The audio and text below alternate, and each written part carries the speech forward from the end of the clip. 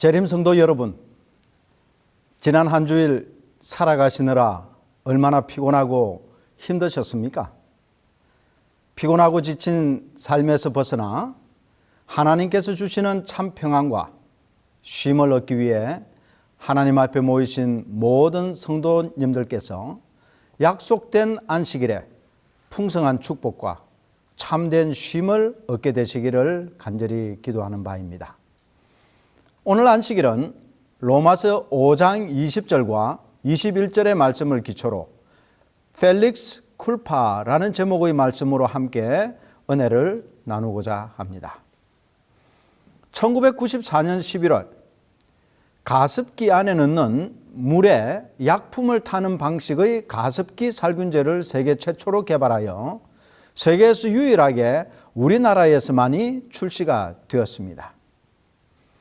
그런데 이 가습기 살균제를 사용하고부터 유아와 산모가 사망하는 일이 발생하기 시작했습니다.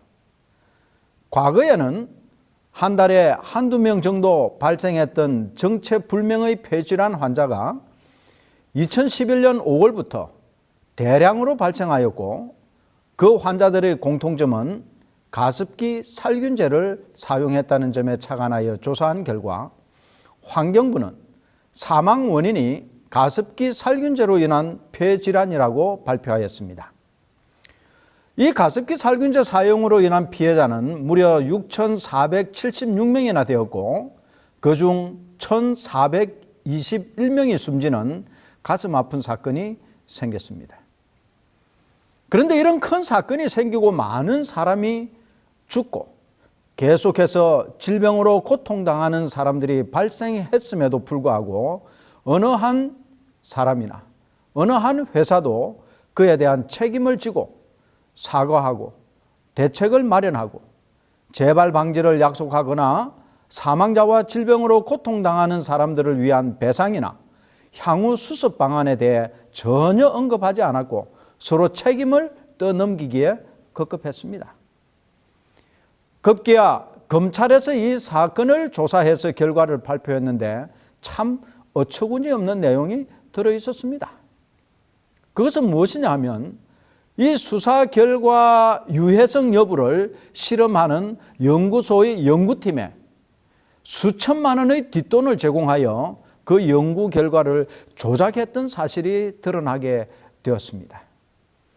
사건이 발생한 뒤로 무려 5년이 지난 2016년 4월 21일과 5월 2일에서야 두 차례에 걸쳐 외국에 소재한 본사와 한국 법인 대표가 사과문을 발표하고 피해 보상에 대해 발표했습니다. 그러나 이런 변명과 책임 회피, 시간 지연 등의 이유로 관련 제품을 제조하고 또 판매하던 업체들은 거의 판매가 중단되고 배상금 지급과 공장 가동 중단 등으로 많은 피해를 입었습니다.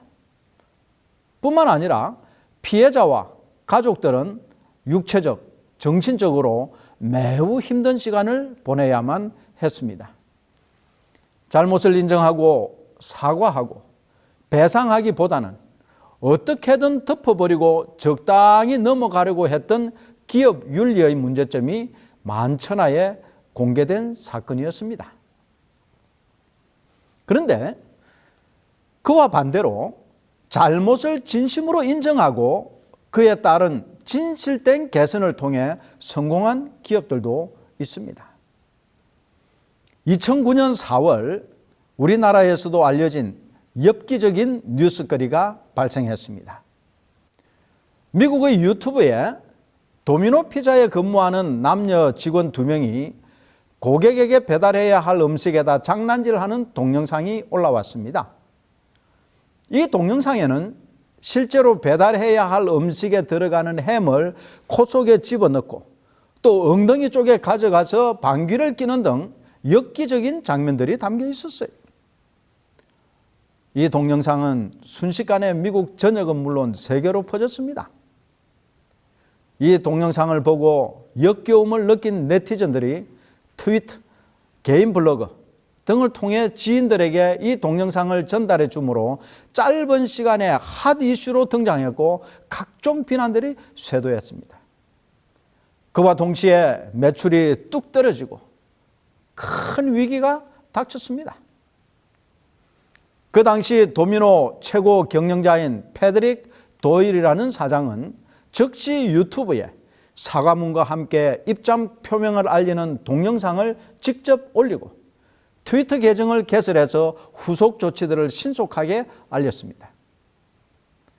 동영상을 제작해서 올린 직원들을 즉각 해고하고 이들은 미 전역에서 열심히 일하는 12만 5천 명과 해외 60여 개국의 체인점에서 일하는 직원들을 대표하지 않는다는 입장문도 분명하게 전달했습니다. 소셜미디어를 통해 촉발된 도미노 피자 사건은 소셜미디어를 통해 신속하고 적극적으로 대응함으로써 단순 해프닝으로 마무리되고 떨어졌던 판매고는 곧 정상을 회복하였습니다. 여러분, 이 두 케이스의 차이점이 무엇일까요? 자신의 잘못이나 실수를 어떻게 대처하고 해결하려고 하느냐인 것입니다. 그 결과는 매우 다르게 나타나는 것입니다. 이처럼 대조되는 이 두 가지 방식은 잘못이나 실수를 저지른 사람들이 그 문제를 해결하기 위해 취하는 보편적인 방법들입니다. 그런데 그 결과에 따른 차이점은 오늘을 살아가는 우리 사회에서도 분명히 존재하지만 성경에서도 그런 경우들이 자주 등장하는 것을 볼 수 있습니다. 오늘 이 안식일은 그 차이점을 살펴보면서 그리스도인으로서 우리는 실수와 죄를 범했을 때 어떻게 행동해야 할지를 살펴보고자 하는 것입니다.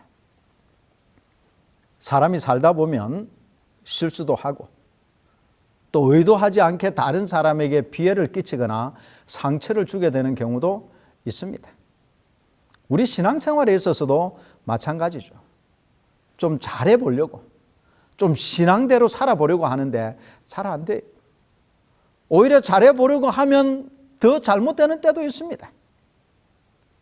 여러분, 우리가 많이 실행하고 있는 다이어트를 할 때도 그렇지 않습니까?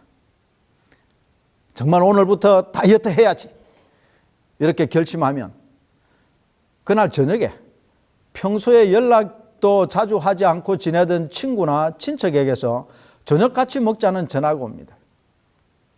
밥 한 번 사준 적이 없던 직장 상사나 동료가 저녁에 한턱 낸다고 합니다. 그래서 결의에 찬 결심을 허무하게 무너뜨리는 경우가 종종 있습니다. 사도 바울은 의롭게 살아보려고 무던히도 노력했던 사람입니다. 그런데 그가 이렇게 고백합니다. 내가 행하는 것을 내가 알지 못하나니 곧 내가 원하는 것은 행하지 아니하고 도리어 미워하는 것을 행함이라. 내가 원하는 바 선은 행하지 아니하고 도리어 원하지 아니하는 바 악을 행하는도다. 로마서 7장 15절과 19절의 말씀입니다. 그래서 그는 이렇게 절규하는 것이에요. 오라 나는 공고한 사람이로다. 이 사망의 몸에서 누가 나를 건져내랴.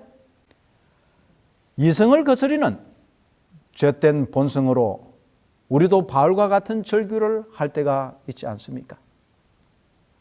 여러분, 이 바닷가에 사는 개가 있죠. 이 개가 똑바로 좀 걷고 싶지만 아무리 노력해도 옆으로 걷지 똑바로 걸을 수 없는 것처럼 죄인인 우리는 선을 행할 수 있는 능력이 없습니다. 그래서 아무리 노력하고 결심하고 의로워지려고 하지만 오히려 원하지 않는 죄를 범하는 자신을 발견하게 되는 것입니다. 그리고 노력하면 할수록 우리의 죄가 더 부각되고 나의 죄인됨을 더 처절하게 인식하게 될 수밖에 없습니다.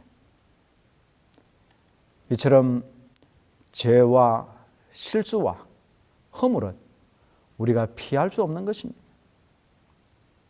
문제는 그 잘못을 인식하고 깨달았을 때 어떻게 그 문제를 해결하느냐에 달려 있습니다.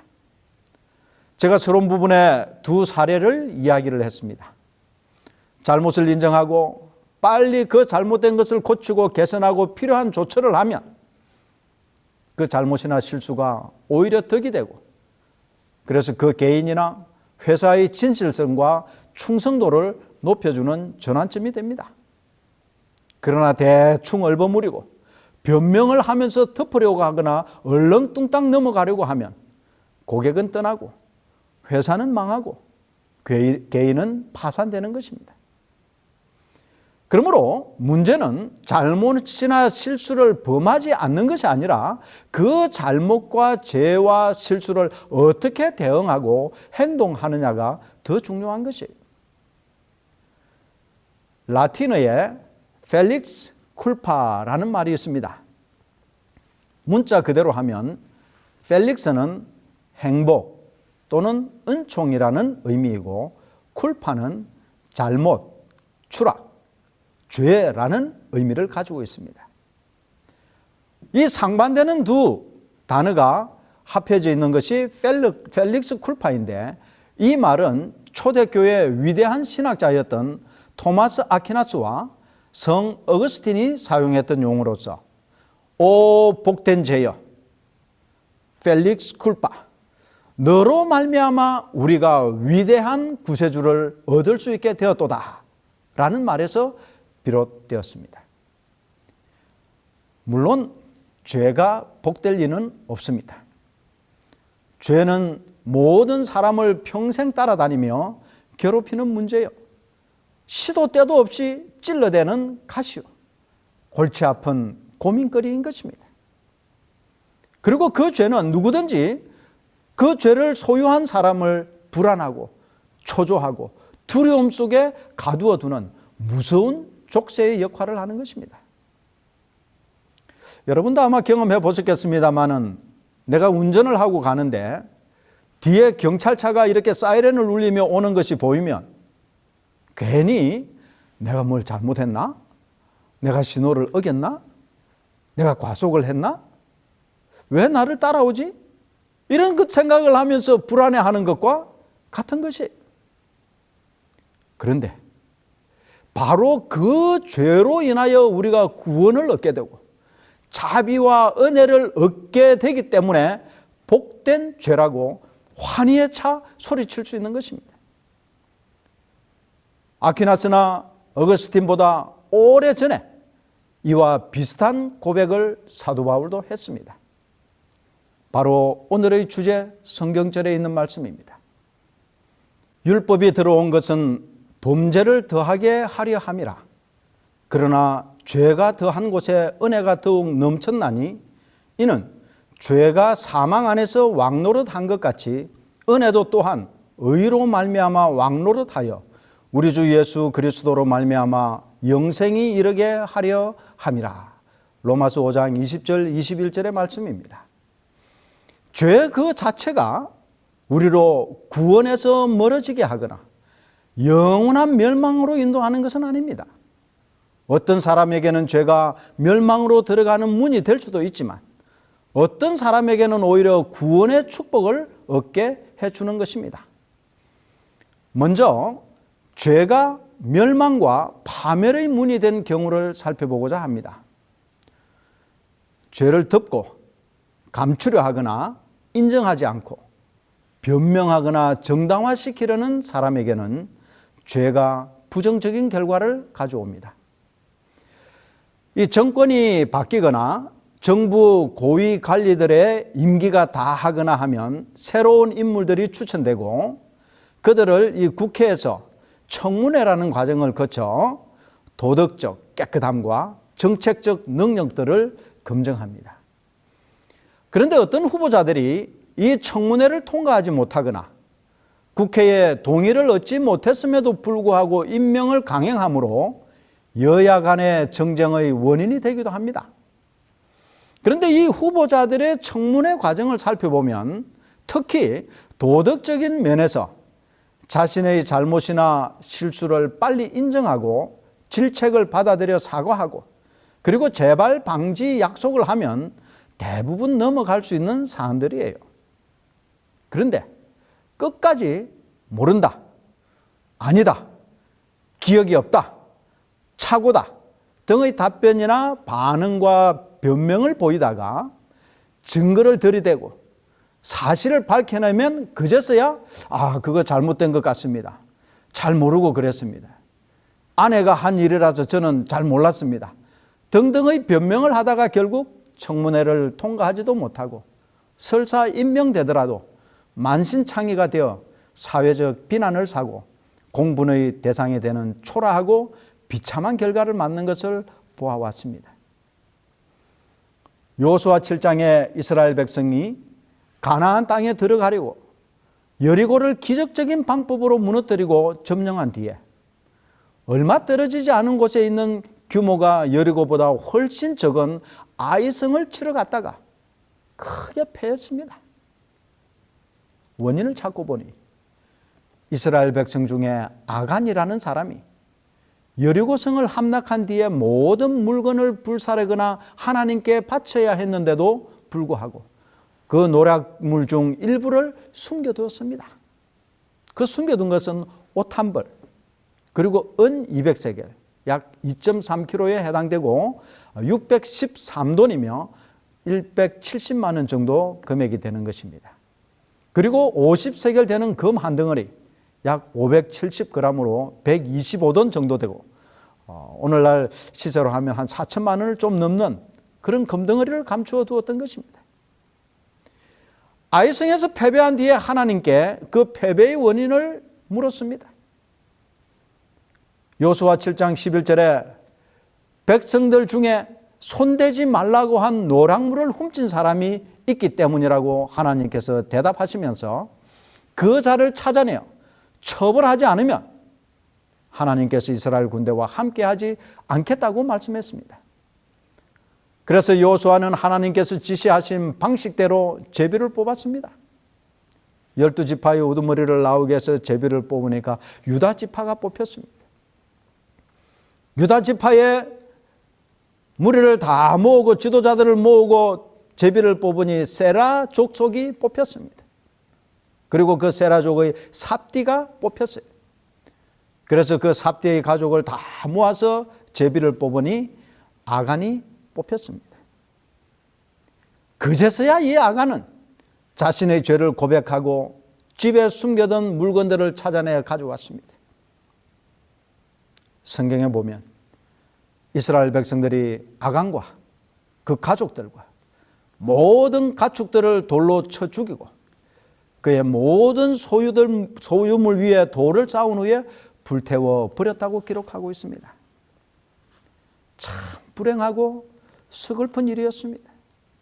만약 이 아간이 제비를 뽑기 전에 자신의 잘못을 인정하고 고백했으면 어땠을까 하는 생각이 들어요. 이처럼 죄를 감추고 숨기고 인정하지 않으면 멸망과 파멸의 문이 되는 것입니다. 반면에 죄가 축복의 통로가 되고 삶의 전환점이 되는 경우도 있습니다. 우리가 잘 아는 이스라엘 왕들 가운데 가장 잘 알려진 왕인 다윗은 그의 이름과 명예에 걸맞지 않는 엄청난 큰 죄를 범했습니다. 사무엘하 11장에 이 다윗이 유부녀인 밧세바와 간음을 한 후에 그녀가 임신한 사실을 알고 그 불륜의 증거를 감추기 위해 암몬 족속과 전쟁 중에 있는 이 밧세바의 남편인 우리아를 전쟁터에서 불러들였습니다. 그리고 이 밧세바와 잠자리를 같이 하도록 했습니다. 그런데 이 충직한 우리아는 전쟁 중에 있는 상관들과 부하들을 두고 자신만이 아내와 잠자리를 같이 하는 것이 큰 죄라고 생각하고 동침을 하지 않았을 뿐 아니라 아예 집에도 들어가지 않았습니다. 다윗은 이 첫 계획이 실패하자 다음 단계로 그를 전쟁터 깊숙이 보내 죽이도록 하는 더 큰 죄, 즉 살인 교사죄를 짓게 됩니다. 이렇게 해서라도 자신의 죄와 부정을 감추려고 했으나 하나님께서는 선지자 나단을 보내 밧세바를 범한 죄, 그리고 우리아를 죽도록 한 살인 교사죄를 다윗 왕과 신하들 앞에서 명명백백하게 지적을 했습니다. 여러분, 이 굉장한 긴장감이 느껴지지 않습니까? 이 선지자 나단은 하나님의 명령을 받아서 다윗이 사람을 죽이기까지 하면서 감추고자 노력했던 죄를 다윗 왕 면전에서 뿐만 아니라 그것도 신하들이 다 있는 어전에서 잘못을 드러냈습니다. 선지자 나단은 목숨을 건 일이었습니다. 자, 다윗은 과연 어떤 선택을 할 것인가? 당장 저놈의 목을 쳐라! 어디서 왕을 능멸하고 모략하는가? 라고 하면 당장 선지자의 목이 날아갈 수도 있습니다. 아마도 다윗은 분명히 선지자 나단이 자신의 죄를 드러냈을 때 갈등을 했을 것입니다. 내 죄를 숨길 것인가? 나단을 죽임으로 자신의 죄를 숨길 것인가? 그렇지 않으면 자신의 죄를 인정하고 고백할 것인가?